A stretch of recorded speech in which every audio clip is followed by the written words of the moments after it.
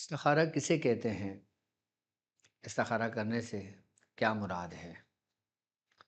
کلام پاک میں استخارے کی کیا اہمیت ہے اور سرکار دو عالم صلی اللہ علیہ وآلہ وسلم کا کیا فرمان ہے اور اہل بیت کا طریقہ کار کیا رہا؟ بالخصوص مولائے کائنات کون سا طریقہ استخارے کا لوگوں کو تعلیم کیا کرتے کہ اتنا آسان کہ ہر عام شخص اس سے استفادہ حاصل کر لے۔ بسم اللہ الرحمن الرحیم۔ السلام علیکم ورحمۃ اللہ وبرکاتہ۔ میں اپنے تمام معزز اپنے ہم سفر ساتھیوں کو، اپنے تمام پیر بھائیوں کو، اپنے تمام مریدین کو، اپنے تمام شاگردوں کو اور جو لوگ میرے ساتھ اس روحانی اس مبارک سفر میں قدم بقدم شانہ بشانہ میرے ساتھ ساتھ سورہ قریش کے کارواں میں شامل ہیں اور اپنے منزل کی طرف آگے رواں دواں ہیں، میں ان تمام لوگوں کو کہ جو دنیا میں جہاں کہیں سے بھی تعلق رکھتے ہیں، روحانیت کی جستجو میں، عملیات کی تلاش میں، سلاسل کے ذکر و اذکار اور بالخصوص وہ اعمال کہ جو ہم تک ہمارے بزرگوں سے پہنچے، ان کی اجازتوں کے لیے جڑے ہیں، میں ان تمام لوگوں کو اور وہ لوگ کہ جو اپنے مسائل میں گرفتار ہیں، پریشان ہیں اور چاہتے ہیں کہ قرآن اور سنت کی روشنی میں ان کو ان کے مسائل کا حل ملے، میں ایسے تمام لوگوں کو اپنے خاندان قادریہ میں اور بالخصوص اپنے officially YouTube channel doctor Abdul Wajid Shazli میں خوش آمدید کہتا ہوں اور یہ بھی امید کرتا ہوں کہ آپ تمام لوگ خیریت سے ہوں گے۔ یوں تو ہر شخص کسی نہ کسی معاملے میں، کسی آزمائش میں، کسی پریشانی میں یا کسی نہ کسی وبا میں مبتلا ہوتا ہے۔ کوئی شخص ان آزمائشوں کا عادی ہو جاتا ہے تو کوئی شخص صبر کر لیتا ہے، تو کوئی شخص اس میں اپنی پوری کوشش کرتا ہے کہ وہ ان تکلیف اور ان آزمائش سے نکلے، اور کچھ لوگ ہوتے ہیں جو صرف اور صرف اللہ کی مرضی جان کر اپنے مرض کو، اپنی آزمائش کو اس کے حال پر چھوڑ دیتے ہیں۔ ایسی صورت میں ہمیں کیا کرنا چاہیے؟ ہمیں کیسے معلوم ہوگا کہ ہم پر جو مصیبت ہے، ہم پہ جو آزمائش ہے یا ہم پہ جو پریشانیاں ہیں وہ آزمائش ہیں یا پھر ہمارے اپنی کوئی کوتاہیوں کی وجہ سے ہم پر یہ معاملہ مسلط ہوا؟ اور دوسری بات کہ کوئی بھی نیک کام کرنے سے پہلے، رشتہ کرنے سے پہلے، شادی کرنے سے پہلے، کاروبار کرنے سے پہلے، گاڑی خریدنے سے پہلے، مکان خریدنے سے پہلے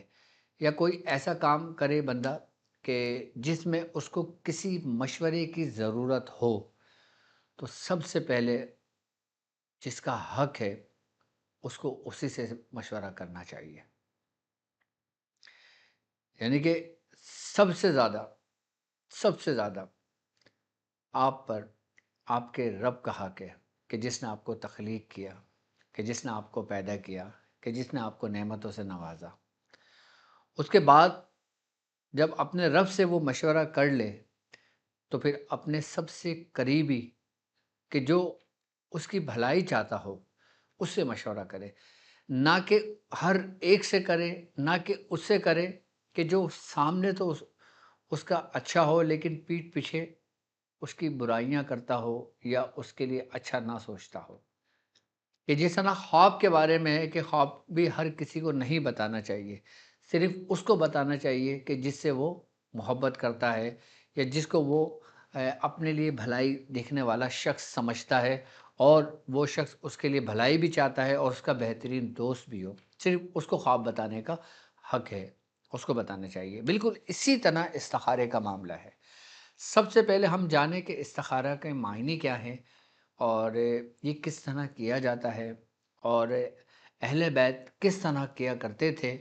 اور اپنے مریدوں کو، اپنے چاہنے والوں کو کیا طریقہ کار استخارے کا تعلیم کیا کرتے تھے۔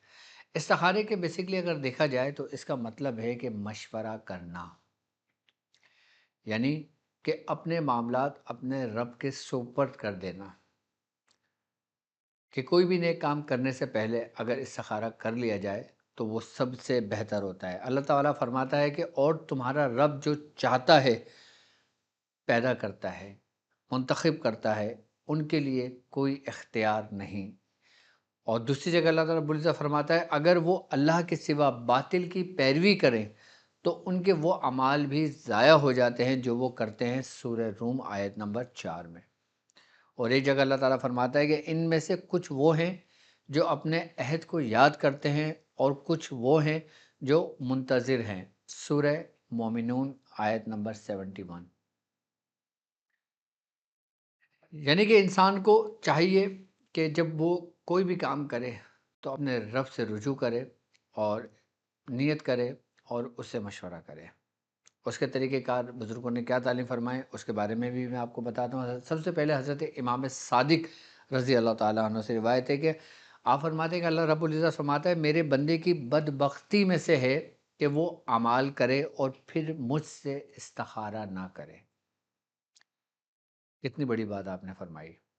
آپ ایک جگہ فرماتے ہیں کہ جو شخص کسی کام کے بغیر استخارہ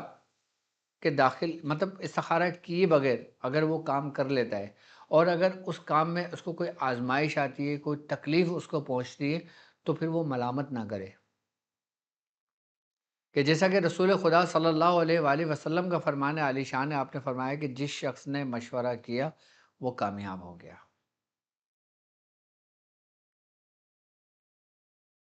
سوال یہاں پہ یہ پیدا ہوتا ہے کہ استخارہ کرنے کے لیے کون سا وقت سب سے بہترین ہوتا ہے اور کس طرح ہمیں کرنا چاہیے۔ ہم اکثر عموماً ہم دیکھتے ہیں مختلف کتابوں میں لکھا ہوتا ہے کہ آپ 2 رکعت نماز نفل پڑھیں اور پھر یہ دعا کریں اور پھر سو جائیں۔ یہ تو ایک عام سے طریقہ ہے، لیکن میں وہ طریقے بتاؤں گا آپ کو جو اہل بیت کی ذات سے منسوب ہیں، جو باقاعدہ طور پہ مستند کتابوں میں درج ہیں، اور وہ طریقہ کار جو انتہائی آسان اور سہل ہیں کہ ہر بندہ سوئے بغیر جاگتی آنکھوں سے اپنا وہ استخارہ ان طریقوں پہ کرے جو اہل بیت نے طریقہ کام بتائے ہیں۔ بالخصوص مولا کائنات حضرت علی کرم اللہ وجہ الکریم نے بتایا کہ وہ استخارہ کہ جو آپ اپنے آنکھوں سے دیکھ لیں، اپنے ہاتھوں سے کر کے اس کو اندازہ کر لیں کہ میرے لیے کیا بہتر ہے اور کیا بہتر نہیں ہے۔ سب سے پہلے ہمیں یہ معلوم ہونا چاہیے کہ استخارے کے لیے سب سے بہترین وقت کون سے ہیں۔ یہ بھی دیکھا جاتا ہے کہ استخارے کے اندر آپ جب استخارہ کرنا چاہتے ہو تو اس دن کیا ہے اور اس دن میں وہ کون سی بہترین وقت ہے کہ جس میں استخارہ کرے تو اس میں مایوسی نہ ہو۔ ایک تو یہ ہوتا ہے نا کہ اب استخارہ کر لیا، اب خواب کچھ آئے سمجھ میں نہیں آ رہا کہ بندہ کیا کرے، کچھ پتہ ہی نہیں چل رہا۔ اب ایک نے خواب میں دیکھا کہ وہ باغ میں چل رہا ہے، اب باغ میں اس کو کچھ پریشانی بھی ہے، کانٹا بھی چبھا ہے اور پھول بھی ہے۔ اب اس کی تعبیر آپ کیا لوگے؟ کیا وہ رشتہ اس کے لیے بہتر ہے کیونکہ اس نے پھول بھی دیکھا ہے، اب وہ کانٹا بھی چبھا ہے اور وہ چل بھی رہا ہے۔ اب کسی نے کسی حالت میں دیکھا، کسی نے کسی حالت میں دیکھا، تو جج کرنا مشکل ہو جاتا ہے استخارے میں۔ تو پھر انسان دوسروں کی طرف رخ کرتا ہے کہ یار چلو میں فلاں سے پوچھ لیتا ہوں، چلو میں اپنے معاملات فلاں سے پوچھ لیتا ہوں۔ اور پھر جب وہ فلاں فلاں کے چکروں میں جب جاتا ہے تو پھر وہ اچھے ہاتھوں میں بھی جاتا ہے اور پھر برے ہاتھوں میں بھی چلا جاتا ہے۔ اور پھر وہ جتنی جگہ استخارہ کرنے کی کوشش کرتا ہے پھر وہ کنفیوژن ہو جاتی ہے اس میں۔ کیوں؟ کیونکہ پھر آپ جتنی جگہ پہ آپ استخارہ کرنے کی کوشش کرتے ہو، آپ اس سے بھی پتہ کر لو، اس سے بھی پتہ کر لو، اس سے بھی پتہ کر لو، 2 نے ہاں بتایا، 3 نے نہ بتایا، تو آپ کیا کرو گے؟ آپ کا ذہن ویسے ہی کنفیوز ہو گیا۔ تو بہتر طریقہ کار یہ ہے کہ جب بھی آپ کو استخارہ کرنا ہو، کروانا ہو، تو آپ کسی صاحب مسند سے استخارہ کروائیں، آپ صاحب سلاسل سے استخارہ کروائیں، آپ اپنے مرشد سے استخارے کا کہیں، آپ اپنے استادوں سے استخارے کا کہیں، نہ کہ کسی اور کے در پر آپ کو جانے کی ضرورت پڑے۔ اور جب آپ کے اپنے استاد سے ہی ہمت نہیں ہوتی، اپنے مرشد سے بھی کہنے کی ہمت نہیں ہوتی، تو آپ خود اس طریقے پہ کر لیں جو مولا کائنات نے فرمایا، اور انتہائی آسان طریقہ آپ نے سمجھایا اور بتایا۔ لیکن سب سے پہلے ہم اس بات کو مد نظر رکھتے ہیں کہ ہمیں استخارے کے لیے اگر مثال کے طور پہ ہم ہفتے کا دن دیکھ رہے ہیں تو ہفتے کے دن استخارہ کرنے کے لیے سب سے بہترین وقت جو ہوتا ہے نا، وہ فجر سے لے کے نماز چاشت تک کا وقت ہوتا ہے۔ اس وقت کے دوران اگر ہفتے کے روز استخارہ کیا جائے تو سب سے بہتر ہے، یا پھر ہفتے کے دن ایک دوسرا آپشن ہوتا ہے، پھر وہ زوال سے لے کے عصر تک کا یہ وقت ہے۔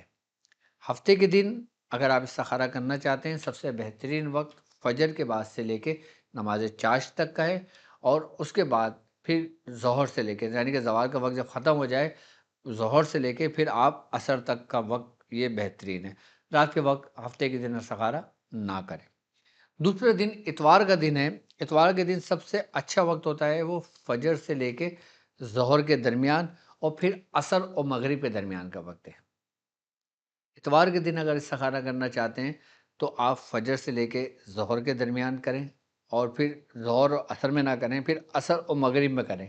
اور پھر بعد میں نہ کریں۔ یہ اتوار کا وقت ہے۔ یہ سب سے بہترین وقت ان لوگوں کے لیے میں سمجھا رہا ہوں کہ جو عام لوگ ہیں۔ اب جو عامل حضرات ہیں، جو روحانی معالج ہیں، وہ تو کبھی بھی کسی بھی ٹائم کر سکتے ہیں۔ کیوں؟ کیونکہ وہ مختلف پریکٹس میں رہتے ہیں، وہ مختلف اپنی ریاضتوں میں رہتے ہیں، وہ اپنے معاملات میں مشغول رہتے ہیں، اس لیے ان کے لیے وقت کی کوئی قید نہیں ہے۔ لیکن عام لوگوں کے لیے وقت کا تعین کرنا میں سمجھتا ہوں ضروری ہے، کیونکہ عام لوگ اس ریاضت کے حامل نہیں ہوتے، عام لوگ اس ریاضت کے مالک نہیں ہوتے کہ جتنا ایک روحانی معالج ہوتا ہے۔ اب پیر کا دن یہ سمجھ لیں کہ طلوع شمس تک اچھا ہے، اور اس کے بعد پھر ظہر سے لے کے عصر تک یہ وقت پیر کے دن کے لیے اچھا ہے۔ اچھا، منگل کا جو دن ہے وہ یہ سمجھ لیں کہ فجر سے لے کے ظہر تک کا اچھا وقت ہے،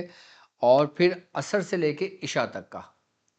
یہ اچھا وقت ہے منگل کا دن عام لوگوں کے لیے۔ اور بدھ کے دن اگر استخارہ کرنا چاہیں تو صبح سے لے کے زوال تک کا وقت اچھا ہے، یعنی کہ اس وقت کہ آپ 11 ساڑھے 11 بجے تک کا یہ وقت ہے، فجر سے لے کے 11 بجے تک کا وقت۔ اور جمعرات کا دن کا جو وقت ہے، جمعرات کے دن اگر استخارہ کرنا چاہیں تو صبح طلوع شم تک، یعنی کہ آپ فجر کی نماز پڑھیں، فجر کی نماز سے لے کر آپ اس کو جب تک سورج اپنا بالکل اس پہ آ جائے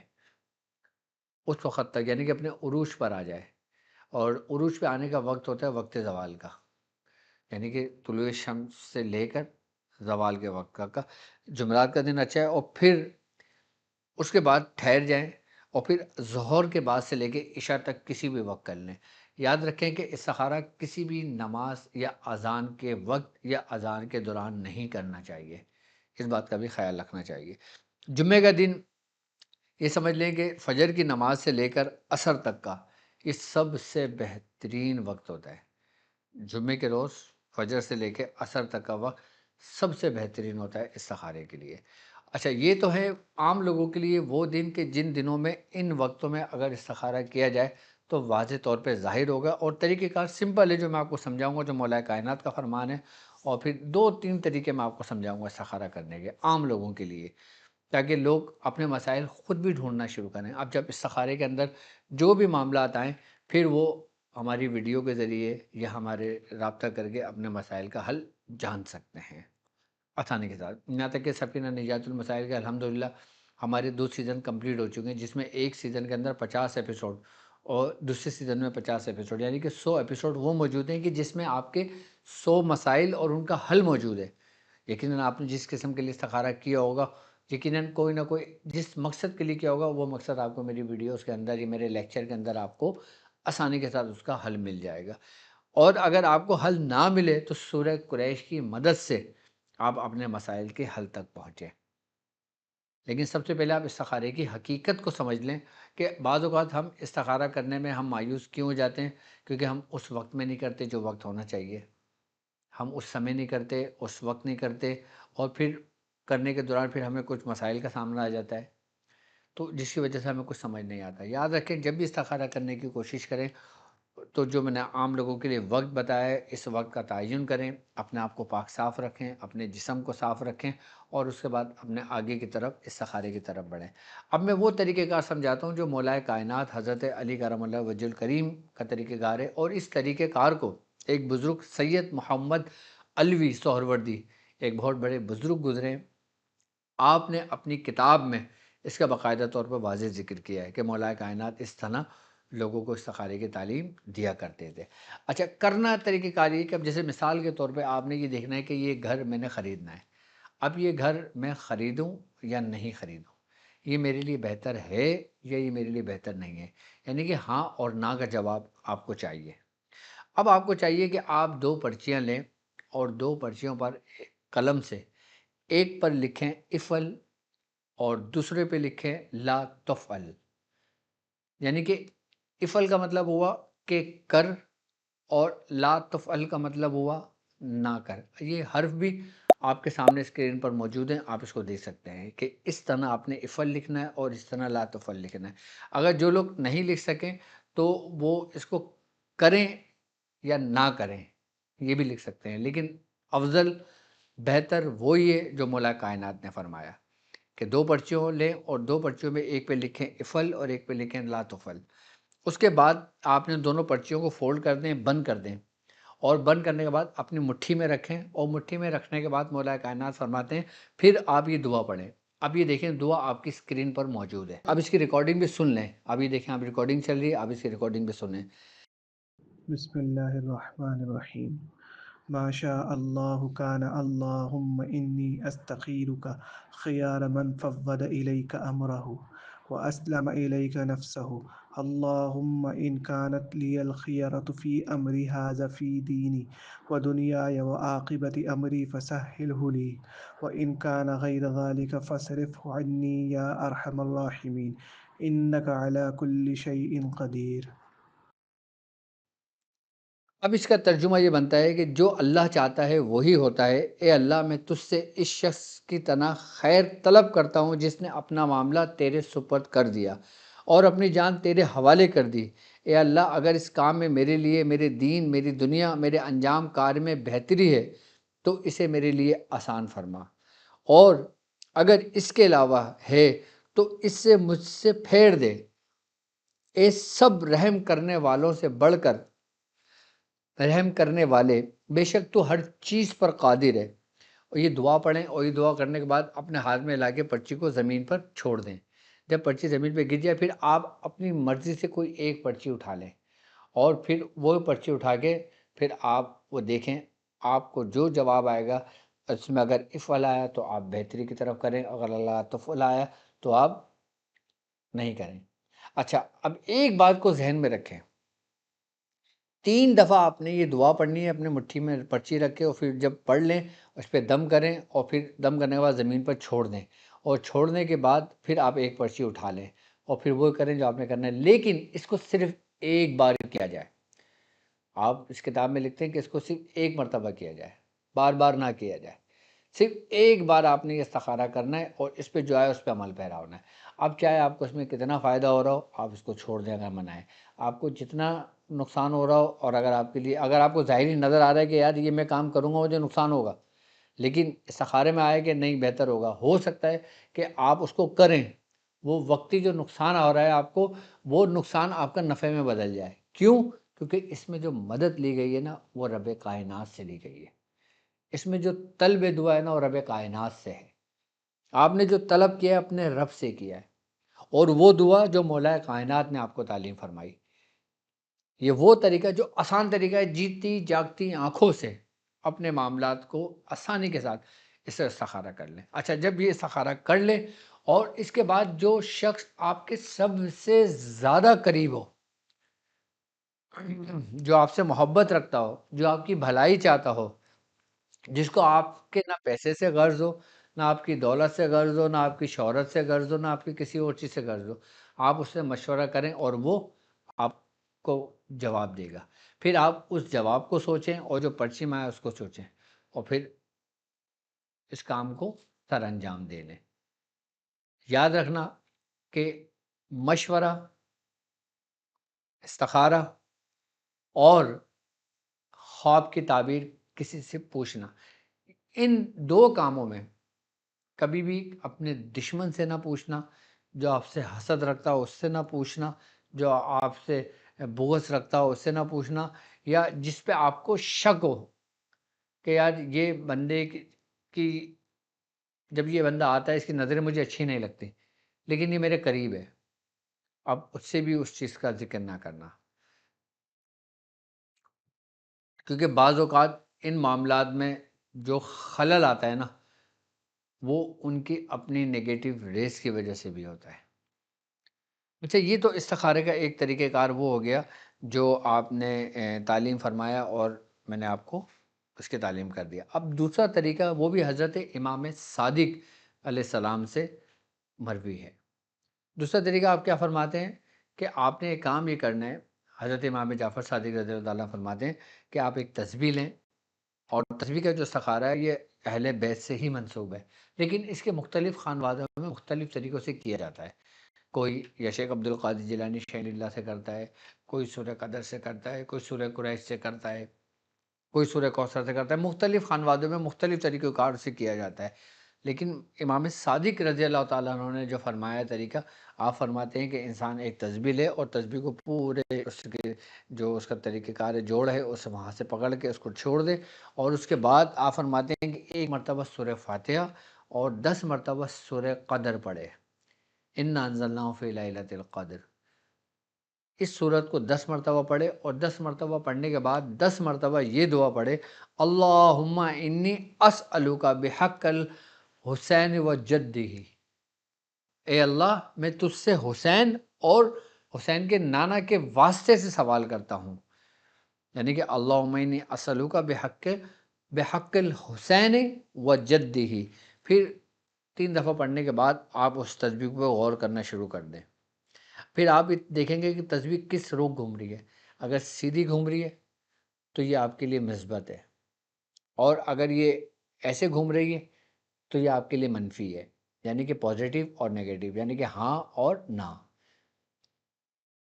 یہ وہ طریقہ ہے جو حضرت امام صادق رضی اللہ تعالیٰ نے طریقہ کا تعلیم کیا ہے، اور بڑے مستند طریقے ہیں، اور اس سے بہت لوگوں نے استفادہ حاصل کیا ہے، بہت لوگ اس سے فائدہ اٹھاتے ہیں۔ تو میں نے سوچا آپ کے لیے آسان استخارہ آپ کو تعلیم کیا جائے کہ جس کے ذریعے آپ استخارہ کریں اپنے لیے اور اپنے پیاروں کے لیے۔ باقی استخارہ کرنے کے بعد اگر کوئی چیز سمجھ میں نہ آئے تو اسکرین پر ہمارا نمبر موجود ہے، آپ اس نمبر پہ اپنا نام، اپنے والدہ کا نام، اپنی ڈیٹیل لکھ سکتے ہیں استخارے کے لیے، تو آپ کو استخارہ کر کے بتا دیا جائے گا۔ اور اگر آپ نے کوئی استخارہ کیا ہے اور آپ کے ساتھ کوئی ایسے معاملات ہوئے ہیں، یا آپ نے کوئی ایسا خواب دیکھا ہے، یا آپ کے ساتھ کوئی ایسی کیفیت ہوئی ہے جیتی جاگتی آنکھوں سے، یا پھر آپ چاہتے ہیں تو آپ ڈیٹیل میں بات کرنا، تو آپ ہی کے اسکرین پر نمبر موجود ہے، آپ واٹس ایپ پہ آپ ہمیں ڈیٹیل بھیج کے آپ استخارہ ہم سے کروا سکتے ہو۔ اس کے علاوہ اگر کوئی لوگ میرا اپوائنٹمنٹ لینا چاہتے ہیں تو www.drabdulwajidshadri.com، آپ اس پہ جا کے اپنا اپوائنٹمنٹ بک کر سکتے ہیں، اپنا وقت کا تعین کر سکتے ہیں اور مجھ سے بات کر سکتے ہیں۔ اور باقی جتنے اعمال ہم آپ لوگوں کو تعلیم کرتے ہیں، اگر جو لوگ ہم سے جڑے ہوئے ہیں، جو لوگ وہ اعمال کرنا چاہیں، میری طرف سے ان کو اجازت ہے، اور جن اعمال کے لیے میں نے ان سے کہا ہے کہ اس کی اجازت مجھ سے لے لینا، تو یقیناً مجھ سے اس کی اجازت لے لینا۔ تو اب مجھے اجازت دیجیے اس بات پہ کہ آپ اپنا بہت خیال رکھیں گے۔ السلام علیکم ورحمۃ اللہ وبرکاتہ۔